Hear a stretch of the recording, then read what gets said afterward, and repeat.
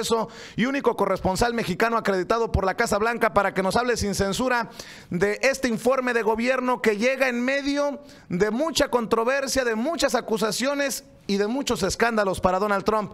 ¿Cómo está, don Jesús? Muy buenos días. Buenos días, Vicente. Don Jesús, entre los temas, de acuerdo a los analistas, a los que saben, a los que he leído en los diferentes diarios de circulación nacional, el informe de gobierno estará centrado, entre otros temas, en inmigración mañana. Pues todo parece indicar, por lo que está dando a entender la Casa Blanca, que en su informe sobre el Estado de la Unión, Trump daría a conocer un proyecto que quiere que el Congreso se lo respalde para arreglar el problema, en parte lo que él considera, de las imperfecciones del sistema de inmigración. Eso es lo que hasta el momento se ha dado a entender en la Casa Blanca, Vicente, y que no difiere demasiado de lo que ha venido manifestando Trump desde su campaña y ya como presidente de los Estados Unidos.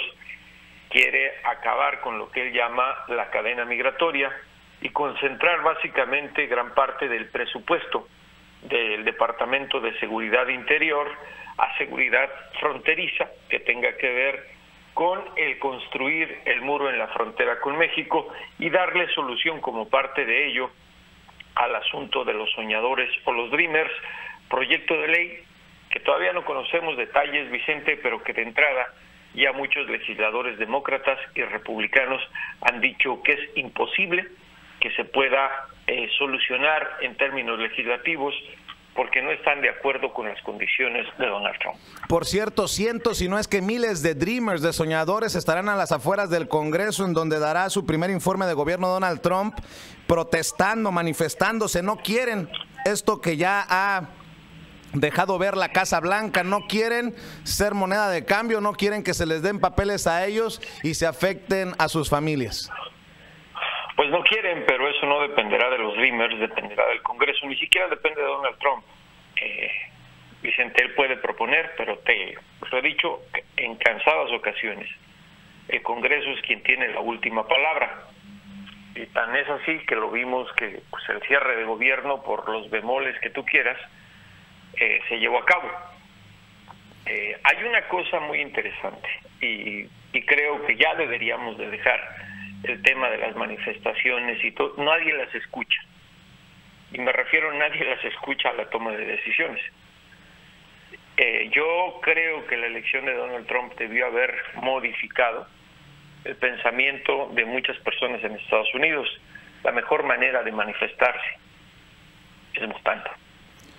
Don Jesús, hablando de los jaloneos políticos, algunos demócratas han señalado que van a boicotear el informe de gobierno, pero ahora hasta una magistrada de la Suprema Corte de Justicia de la Nación dice que no irá al informe de gobierno. ¿Qué tan importante es esto políticamente hablando? Pues se demuestra lo polarizado que está Estados Unidos, lo polarizado que está el sistema del gobierno, precisamente por un presidente que los consideran que no tiene la capacidad para dirigir desde el poder ejecutivo los destinos de un país como Estados Unidos. Es un hecho simplemente representativo, tú lo dijiste, político, no tiene ningún efecto. Trump va a presentar su informe sobre el Estado de la Unión, va a hacer como todos los presidentes del partido que sea, inteligentes o no inteligentes, queridos o no queridos, a considerar que todo lo bueno que está ocurriendo en los Estados Unidos es gracias a él. Eso hacen todos, hacer sus promesas y a presentar sus proyectos de ley o sus proyectos que tiene para trabajar con el Congreso. De eso se trata. Por eso es que presenta un Estado de la Unión ante el Poder Legislativo, porque se sabe que es precisamente en el Congreso donde se tiene que aprobar o rechazar la agenda del gobierno. No hay que perder de vista el significado de ello. No es nada más que vaya y hable. Es muy significativo el Estado. No es, por eso se llama informe sobre el Estado de la Unión y se lo entrega al Congreso para que lo revisen. Él puede decir todo lo que quiera, pero a la hora de negociar, sin el poder legislativo, la Casa Blanca simplemente no se mueve, Vicente. Se pueden emitir órdenes ejecutivas, pero ya lo hemos visto, sobre todo en esta presidencia. Para bloquearlas, hasta intervienen el sistema judicial cuando consideran que la Casa Blanca está rebasando del poder y los derechos que tiene sobre la Constitución. Don Jesús habla de polarización y hoy están polarizados en el Congreso, sobre todo en el Senado, para proteger a Robert Mueller, el fiscal especial, quien de acuerdo a un artículo del New York Times estuvo a punto de ser despedido por Donald Trump, pero se le reveló su equipo de asesores legales, de abogados a Donald Trump, y por eso echó atrás esta idea de despedir a Robert Mueller. Quieren protegerlo. ¿Esto cómo también caldea los ánimos rumbo al informe de gobierno de Donald Trump hoy? Eso nada tiene que ver con el informe. Trump va a presentar su informe sobre el Estado de la Unión y punto.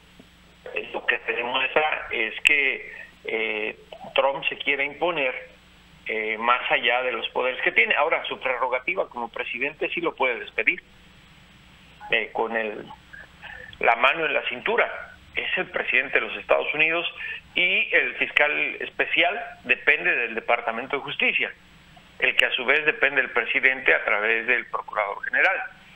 Pero en medio de una investigación como la que está llevando a cabo el Departamento de Justicia sobre el caso de Rusia, creo que aquí el tema es más político, es tratar de evitar que la Casa Blanca, el presidente, diera una orden que puede tener consecuencias político-electorales. No pierdas de vista una cosa, Vicente, se vienen las elecciones de noviembre, y ahí es donde se va a llevar a cabo el primer referéndum, lo he repetido. Si alguien quiere protestar, si alguien tiene interés y está inconforme, está polarizado como está el país, que no lo haga en las calles, eso no sirve de nada. Que lo haga con su voto en los comicios que se vienen. Porque, reitero, el verdadero poder político, Washington, está en el Congreso, y hay 435 representantes que buscan quedarse nuevamente en el poder legislativo, y hay varios senadores, más de un tercio, que también están haciendo lo mismo. Eso es donde la gente tiene que entender que se puede hacer algo para colar lo bueno de la política que hay en Washington y dejar fuera lo que no está conveniendo.